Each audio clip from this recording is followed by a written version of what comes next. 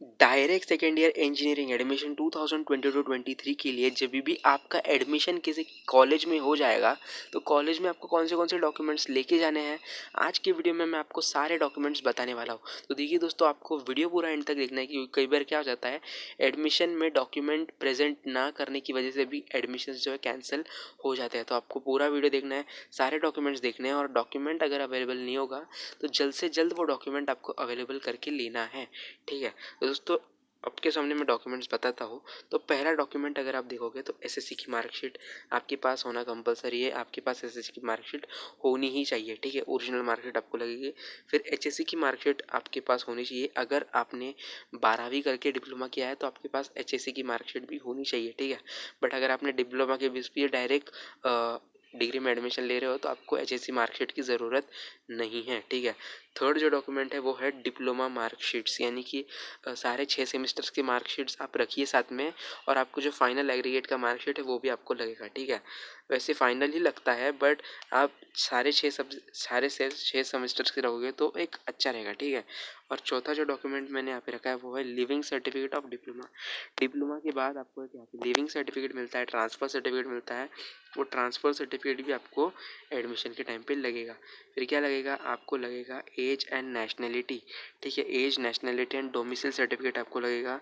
फिर आपको लगेगा अलॉटेड इंस्टीट्यूट लेटर। ठीक है, आपको एक अलॉटमेंट का लेटर मिलता है जब भी आपको कोई कॉलेज अलॉट होता है तो आपको उसकी प्रिंट आउट भी लेके जानी है जब भी आप एडमिशन के लिए जाओगे। ठीक है, यानी कि आपका एडमिशन वहाँ पे हो चुका है, उसके लिए प्रूफ होता है। ठीक है, नेक्स्ट अगर आप देखोगे तो बर्थ सर्टिफिकेट, अगर आपने बर्थ सर्टिफिकेट अपलोड वगैरह किया होगा तो आपको बर्थ सर्टिफिकेट की भी ज़रूरत पड़ेगी। ठीक है, साथ में आप एक आधार कार्ड लेके जा सकते हो।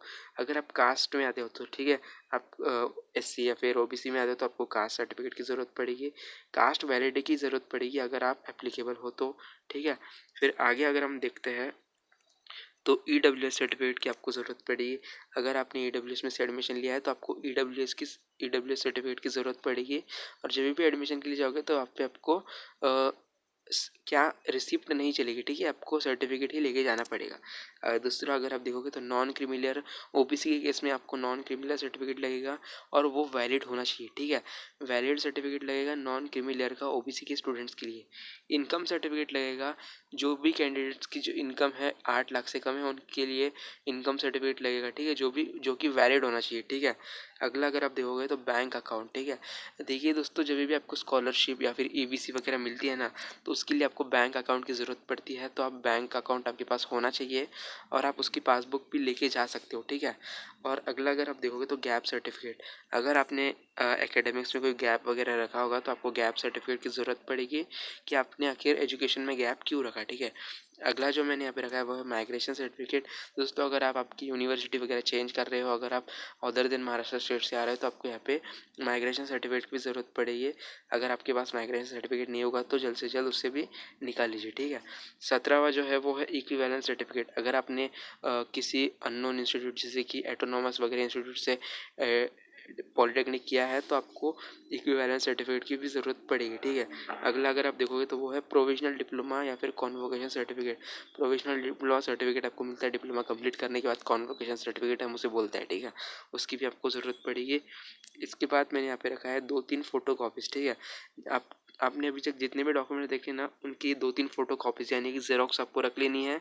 ज़ेरॉक्स वहाँ पे बहुत काम आ रही है। ठीक है, फिर उसके बाद जो लास्ट मैंने यहाँ पे रखा है वो है पासपोर्ट साइज़ फ़ोटो। ठीक है, 4-5 पासपोर्ट साइज़ फ़ोटो आपको लेके जानी है जिससे कि आपको एडमिशन में कोई भी प्रॉब्लम नहीं आए। ठीक है दोस्तों, आपको ये सारे डॉक्यूमेंट्स लेके जाने हैं जब भी आप डायरेक्ट सेकेंड ईयर इंजीनियरिंग में कॉलेज में एडमिशन लेने जाओ तब। ठीक है दोस्तों, आने वाली अपडेट्स के लिए चैनल को सब्सक्राइब कर दीजिए। वीडियो हेल्पफुल रहा तो वीडियो को लाइक कीजिए। तो मिलता है नए वीडियो में नए अपडेट के साथ।